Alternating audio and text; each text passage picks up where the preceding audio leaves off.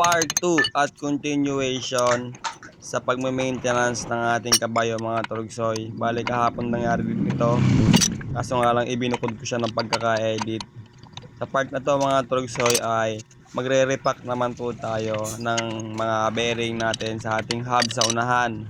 Dahil medyo may katagalan na rin tong hindi nare-repack, hindi nabubuksan. Kaya napag-desisyonan ko na buksan. Kaya nung pagbukas nga namin ay malapit na siyang matuyo. Although hindi pa naman siya tuyong-tuyo. So nga lang ay kailangan na natin siyang i-repack. Dahil nga kapag ka ito ay napabayaan ay mas gagastos tayo mas malaki kasi medyo may kamahalan ditong bearing na yan. Kaysa sa grasa na ating ilalagay dyan. Mas mura ang grasa kaysa magpalit ng panibagong bearing. At saka pagka yung bearing na yan ay napabayaan, mandadamay na rin yan mga turugsoy. Dadamayin nyo na rin yung ating hub. Pag yung hub natin ay nagkaroon ng tama, edi mas malaking gastos yun. Dito nga ay yung boss kong gumagawa sa pagre-repack ng bearing na yan. Kanya-kanya tayo ng pagkaka-diskarte kung paano natin i-repack. Kami mga turugsoy ay yung diskarte namin ganyan nga. Kukuha kami ng grasa, ilalagay sa aming palad, tapos ihampas-hampas mo yung bearing para mapuno yun, para pasukin yung stick bearing ng grasa. Ang ano naman doon, ang palatandaan doon nga napuno na siya ng grasa kapag ka mayroon na siyang nakikita na lumalabas na parang grasa doon sa babaw niya, ibig sabihin nun pinasok na siya ng grasa yung ating bearing. Sa inyo ho ba mga turugsoy, paano yung diskarte ninyo sa pagre-repack ng bearing ng ganyan, ng ating mga hub? Paki-comment down below naman po para sa susunod na i-repack ko o magre-repack ulit ako ng bearing na yan, ay gagayahin ko rin kung mas maganda ba at mas mabilis yung pagre-repack na pamamaraan ninyo. Kasi kami, yung pamamaraan namin ay talagang ganun na, simula pa lang yun na yung ginagawa namin at effective naman siya. So uulitin ko po sa inyo mga turugsoy, no, kami po ay hindi kami eksperto na mekaniko.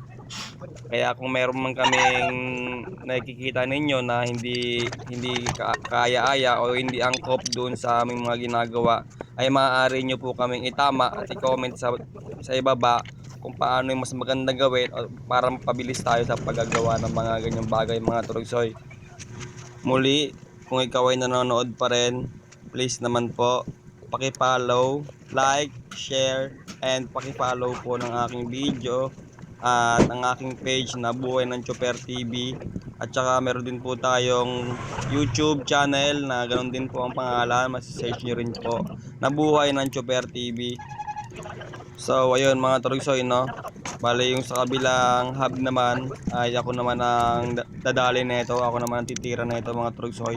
Ako naman ang nagbukas at magre-repack ng bearing na yan.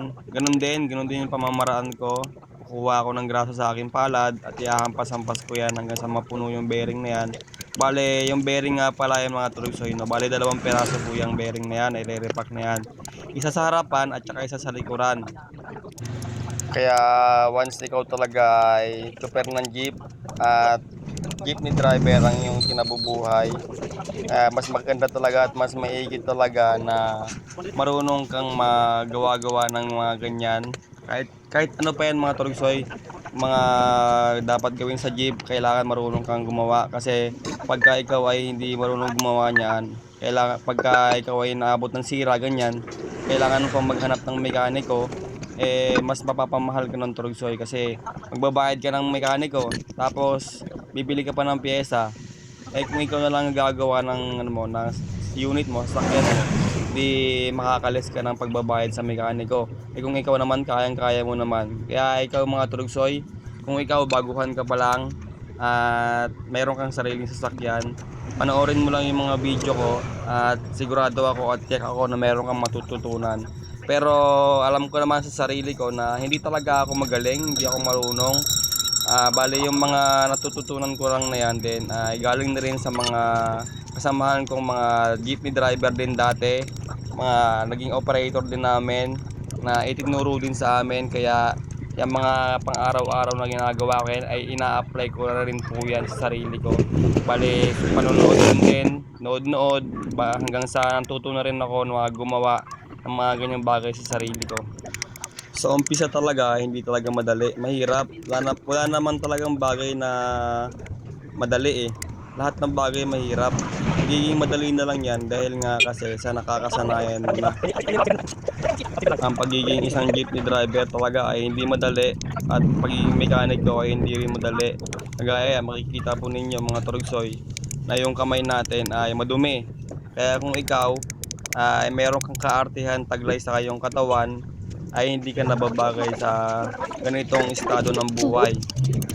Kaya ikaw kung nanonood man ng aking video na meron kang kaartihan taglay sa iyong katawan ay mag-aangawin nga lang, mag-aral ka mabuti para mapabuti ang iyong buhay. At kapag ikaw nakapag-aral ng mabuti at nakapagtapos ng pag-aaral ay sa opisina ka magtatrabaho at hindi ka madudumi sa iyong kamay.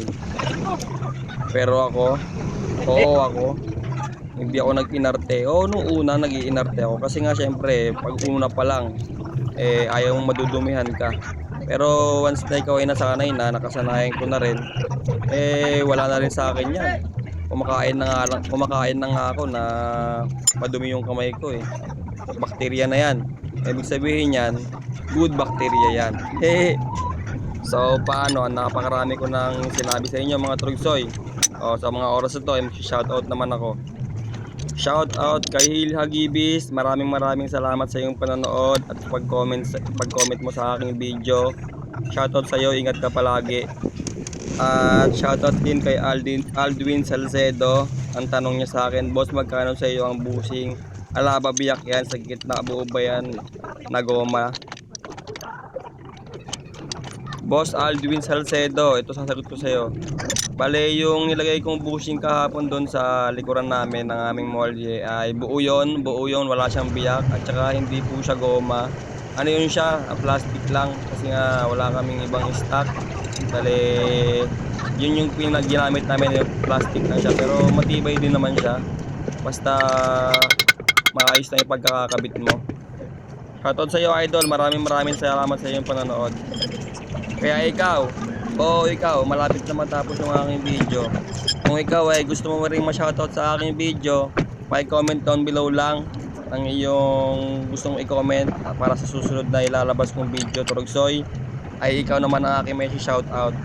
Bale, sa ngayon wala pa tayong pag-giveaways. Malay mo pagka tayo ay nagkaroon ng sahod dito sa Facebook na ito sa ating mga video na pinaghihirapan, huwag kayong mag-alala, lahat tayo ay makikinabang. Pinapangako ko sa inyo yan. So paano mga idol at mga trugsoy, that's all for today. Bye bye, peace out, I love you all. Please like, share, and pakipangalaw ng aking page. I love you all. Arriba.